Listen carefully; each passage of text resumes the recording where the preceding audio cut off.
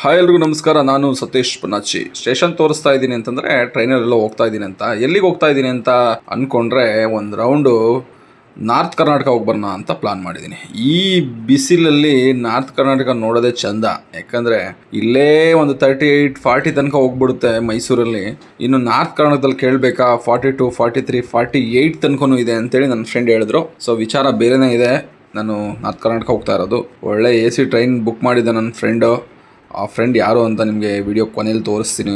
AC ಟ್ರೈನಲ್ಲಿ ನೆಮ್ಮದಿಯಾಗಿ ಮಲ್ಕೊಂಡು ನೆಮ್ಮದಿಯಾಗಿ ರೆಸ್ಟ್ ಮಾಡಿಕೊಂಡು ಒಂದಷ್ಟು ವಿಡಿಯೋ ಮಾಡಿಕೊಂಡು ನಾನು ಹೊರಟೆ. ಸೋಲೋ ಜರ್ನಿ ಮಾಡೋದಂದರೆ ತುಂಬ ಇಷ್ಟ. ಎಲ್ರಿಗೂ ಸಾಧ್ಯ ಆಗಲ್ಲ. ಯಾಕಂತಂದರೆ ಮನೆಗಳಲ್ಲಿ ಆ ಥರದ ರಿಸ್ಟ್ರಿಕ್ಷನ್ಸ್ ಅದೆಲ್ಲ ಇರ್ತವೆ. ಗಂಡು ಮಕ್ಕಳೆಲ್ಲ ಆರಾಮಾಗಿ ಓಡಾಡ್ಕೊಂಡು ಇರ್ಬೋದು. ಅವಕಾಶಗಳು ಸಿಗಬೇಕು ಅಷ್ಟೇ. ಅದರಲ್ಲೂ ಬೈಕಲ್ಲಿ ಓಡಾಡೋದು ಇನ್ನೂ ಚೆನ್ನಾಗಿರುತ್ತೆ ಸೋಲೋ ಆಗಿ. ನಮ್ಮ ಫ್ರೆಂಡ್ಸ್ ಎಲ್ಲ ಓಡಾಡ್ತಿರ್ತಾರೆ. ನನಗಿನ್ನೂ ಆ ಥರದ ಅವಕಾಶ ಸಿಕ್ಕಿಲ್ಲ. ನೋಡೋಣ ಫ್ಯೂಚರಲ್ಲಿ ಆ ಥರದ್ದು ಟ್ರೈ ಮಾಡೋಣ. ಆಲ್ಮೋಸ್ಟ್ 700 ಕಿಲೋಮೀಟರ್ ಡಿಸ್ಟೆನ್ಸನ್ನು ಒಂದು 14 ಅವರ್ಸಲ್ಲಿ ಟ್ರೈನ್ ಜರ್ನಿ ಮಾಡಿದೆ.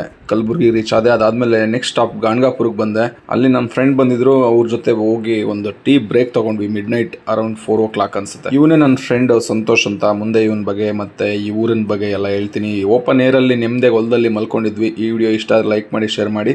ಇದರ ಕಂಟಿನ್ಯೂಟಿ ವಿಡಿಯೋನ ಮಾಡ್ತಾ ಹೋಗ್ತೀನಿ. Thank you.